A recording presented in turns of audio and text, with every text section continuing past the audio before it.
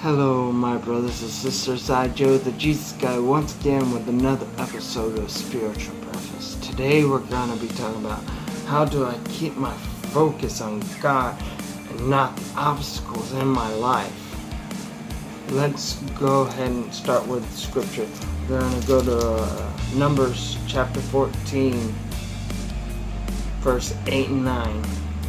If the Lord delights in us, then He will bring us into this land and give it to us, a land which flows with milk and honey.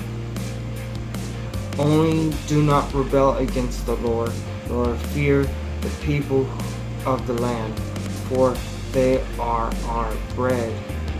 Their protection has departed from them, and the Lord is with us. Do not fear them. When we allow fear to drive us into spiritual rebellion, we take a step forward to devastation, not preservation.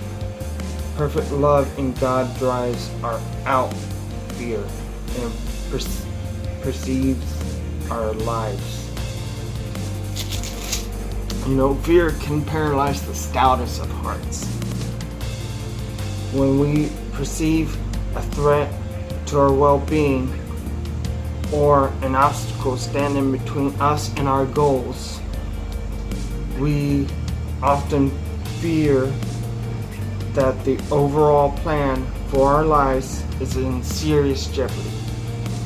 In those times, we need to remember the promise of God.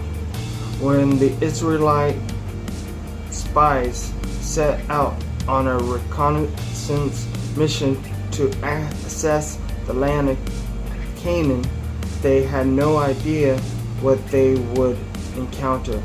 It was a great honor to be chosen by Moses for such an assignment.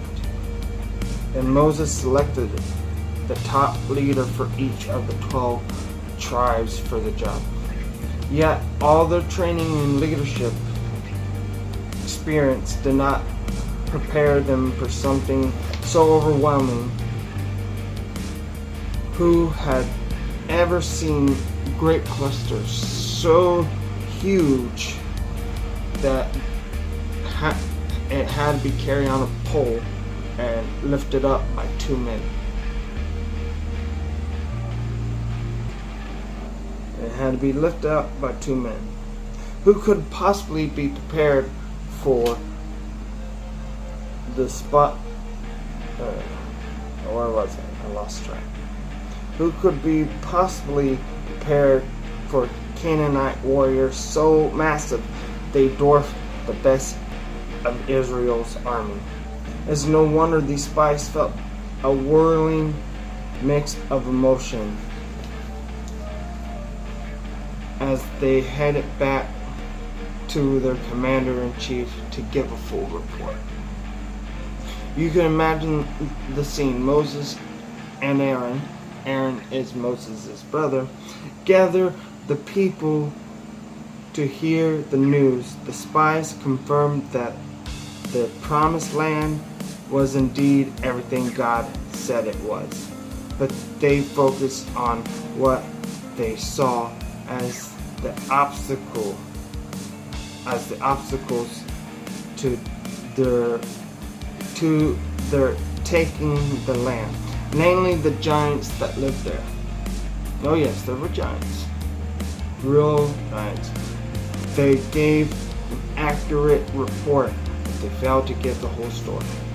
Only Joshua and Caleb spoke the truth. The faithful man recounted what they had seen and then retreated. In their words, the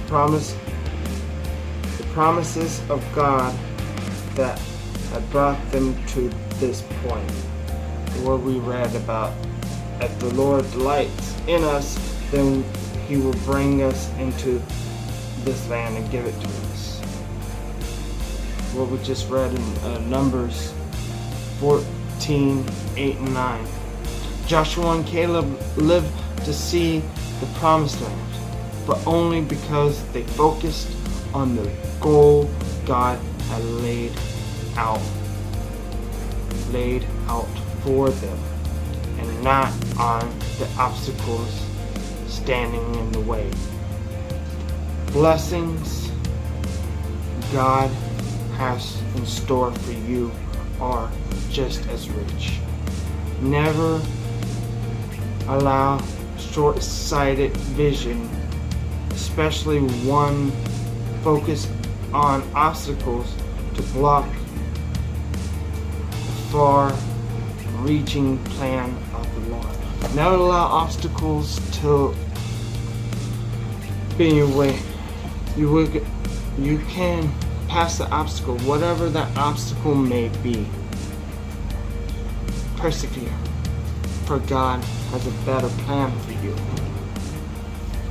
I want to thank each and every one of you for watching this morning. Tomorrow we will be in the book of Joel.